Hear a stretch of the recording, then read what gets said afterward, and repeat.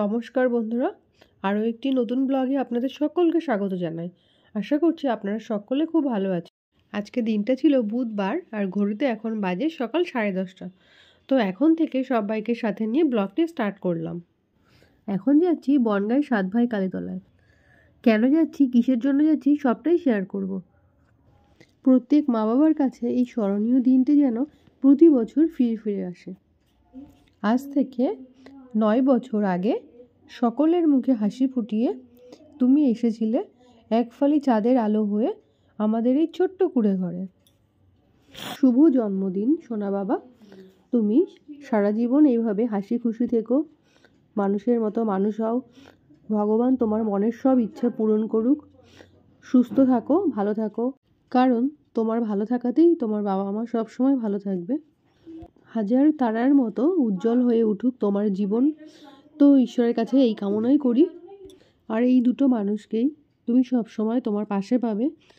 তুমি এইভাবে আমাদের সঙ্গে থেকো আর মানুষের মতো মানুষ হয়ে আমাদের মুখ উজ্জ্বল করো। জন্মদিনে অনেক অনেক শুভকামনা রইল সোনা বাবা। এদিকে কিন্তু আমি কথা বলতে বলতে পুজোর ডালাটাও সাজিয়ে ফেললাম। আর পুজোর ডালাতে নিয়েছি হচ্ছে একটা আলতা, সিঁদুর, মিষ্টি মানে সন্দেশ, আর নিয়েছি 5 রকম ফল। তো তার মধ্যে আছে শসা, পেয়ারা, কমলা লেবু, মৌসম্বি লেবু, আর আছে একটা আপেল। তো এগুলো নিয়েই চলে এসেছি মায়ের মন্দিরে পুজো দিতে। আর মেনলি বললাম যে আমার ছেলের আজকে বার্থডে, তো সেই উদ্দেশ্যে মায়ের কাছে আশীর্বাদ চাইতে এসেছি। আমাদের এবছরের অর্থাৎ 2025-এর বার্থডেটা আমরা এইভাবেই কাটালাম। আর এদিকে কিন্তু মায়ের পুজো শুরু হয়ে গেছে, ব্রাহ্মণ পুজোয় বসে গেছে। আর এখন অল্প কয়েকজন লোক আছে, যেহেতু মানে সকাল থেকে শুরু হয় 8টা থেকে, তো আমাদের একটু লেট হয়ে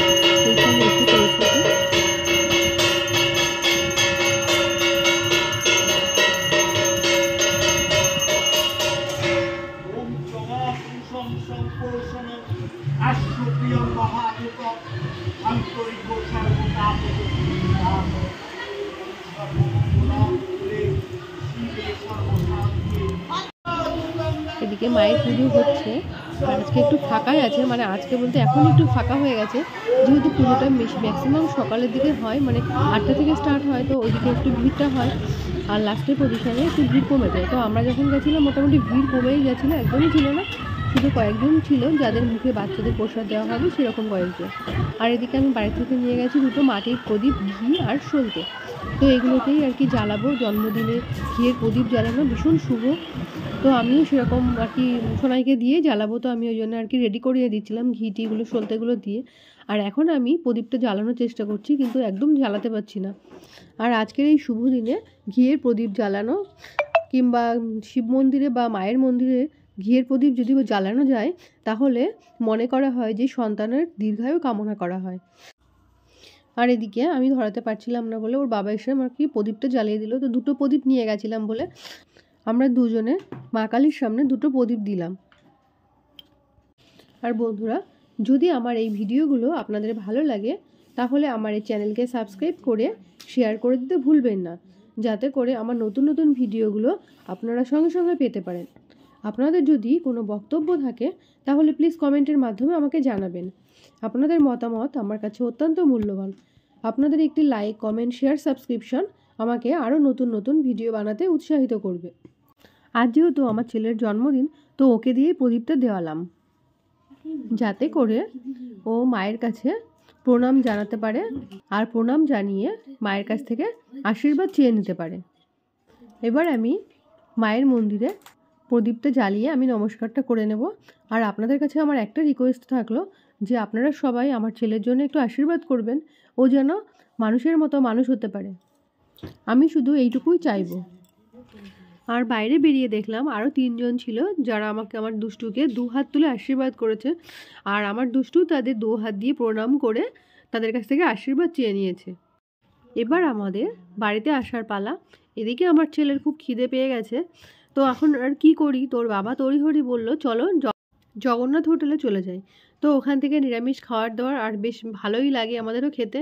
আর নিরামিষ খাবার আমরা বেশি পছন্দ করি, মানে স্পেশালি আমি। আর দুষ্টু তো মাছ খেতে চাই না একদমই। তো যাই হোক, ওর পছন্দের খাবার হচ্ছে বিরিয়ানি, তো ওর জন্য আজকে নিয়ে নিলাম বিরিয়ানি। তো বিরিয়ানিটাও কিন্তু একদম সম্পূর্ণ নিরামিষভাবে তৈরি। আর এখানে যাই নেবে, ফ্রাইড রাইস থেকে শুরু করে নিরামিষ বিরিয়ানি, পোলাও, যাই মানে যা যেটা বলবে সেটাই আর কি এখানে পাওয়া যায়, আর খুবই সুলভ মূল্যে। আর খাবার দাবার সব কিছু কিন্তু ভীষণ সুন্দর। আর এটা আমি নিয়ে নিয়েছিলাম ফ্রাইড রাইস আর আলুর দম, আর দুষ্টু ওদিকে নিয়েছিল বিরিয়ানি। তো আমার থেকে একটু ইয়ে করে টেস্ট করে দেখেছিল, মানে সরি আর কি, রাইসটা কেমন লাগে ওর খেতে, ওটাও ও ভালোবাসে। তো বিরিয়ানিটা বেশি বেশি পছন্দ করে বলে ও বিরিয়ানিটা নিয়েছে।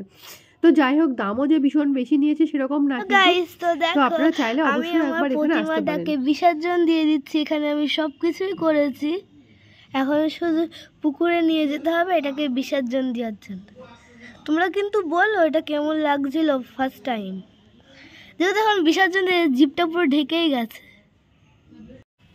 আর তার পরের দিন দেখো, সকালবেলা উঠে আমি যেটা করতে চলে এসেছি সেটা হচ্ছে উঠান ঝাড় দিতে চলে আসলাম। আর আমি তো আগেই বলেছি যে আমাদের একটা বড় উঠান আছে, মানে আমি যে বাড়িতে থাকি সেই বাড়িতে একটা বড় উঠান আছে। আর আগে চলে গেলাম ফুল গাছের দিকে, মানে ওইখান থেকে ফুল গাছ থেকে ফুল টুল পাড়া হয়, তো ফুলের পাতা ফুল পড়ে, তো ওইখানটা আগে ঝাড় দিয়ে আসলাম, মানে ওই সাইডটা। তারপরে চলে আসলাম কলপাড়ের দিকে। আর এই কলের এই দিকটা তো বেশি উঁচু নিচু আমতলা আছে, এই আমের পাতাগুলো পড়ে বেশি নোংরা হয়, তো ড্রেন ট্রেনগুলো বেশি ভরে যায় আমের পাতাতে। তো সেই জন্য আগে ড্রেন ট্রেনগুলো মানে ঝাড় দিয়ে, কলপাটটা ঝাড় দিয়ে চলে এলাম রান্নাঘরে রান্না করতে।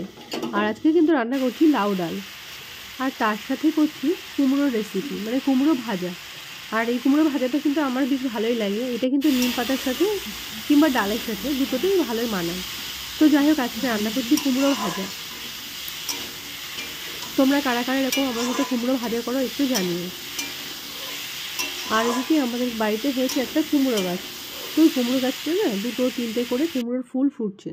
তো এরকমভাবে আমি কালকে ফুটেছিল দুটো, তারপরের দিন ফুটেছিল চারটে, আর আজকে কয়েকটা ফুটেছে। তো আমি এগুলো এরকম রেখে রেখে ফ্রিজে রেখে রেখে, তো আজকে ভাবছি কুমড়ো ফুলটাকে একটু বড়া করে নেব। তো এই যে কটা পেয়েছি কিছুটা, তো সেই কটা বড়া করছি। আর তার জন্য ছিল ঘরে শুধুমাত্র চালের গুঁড়ো, কোনো বেসন ছিল না। কিভাবে করব সেটাই ভাবছিলাম, আবার ভাবছি যে চালের গুঁড়ো যখন আছে তাহলে কিসের একটা চিন্তা। তো সঙ্গে সঙ্গে করে নিলাম, চালের গুঁড়োটা থেকে মিক্সচারে দিয়ে দিলাম, আর একটু জল দিয়ে দিলাম, দিয়ে একদম ব্লেন্ড করে নিলাম। যেহেতু গুঁড়োটা কেনা গুঁড়ো একটু খিচ থাকে, সেক্ষেত্রে বড়াটা ভালো হয় না, মানে গোলাটাও ভালো আসে না। তো যাই হোক, পুরো কমপ্লিট করে ফেললাম, মানে সুন্দরই করেছি, বড়াটা ভালোই হয়েছিল। আর আমার বরমশাই তো শুধুই খেয়ে নিল কয়েকটা, আর এই কটা আছে। আর সকালবেলা করছি হচ্ছে নিম পাতা ভাজা। আর এটা কিন্তু গরম ভাতে খেতে ভালোই লাগে, যেহেতু আমি আজকে কুমড়ো ভাজা করেছি সেক্ষেত্রে নিম পাতা কিন্তু বেশ ভালোই লাগবে, ওর সাথে খাওয়া যাবে। যেহেতু আর আমাদের না কোনো ভাজা শুধু খেতে চায় না, যেমন নিম পাতা তো হয় বেগুন ভাজতে হবে, না হলে যে কোনো ভাজা লাগবে আর কি নিম পাতার সাথে। আর এদিকে রান্না করছি মানে লাউ দিয়ে ছোটো মাছের একটা ঘন্ট আর কি, বা চচ্চড়ি দিয়ে যেটা বলো, তো সেটাই আজকে রান্না করছি। আর বন্ধুরা, আমার আজকের ভিডিও এতটুকুই। তো অবশ্যই কমেন্ট করে জানিও যে আমার আজকের ভিডিওটা আপনাদের কেমন লাগলো। ততক্ষণ সবাই খুব ভালো থেকো, সুস্থ থেকো, সাবধানে থেকো। টাটা, আজকের মতো বিদায় নিলাম, আবার দেখা হবে অন্য ভিডিওতে।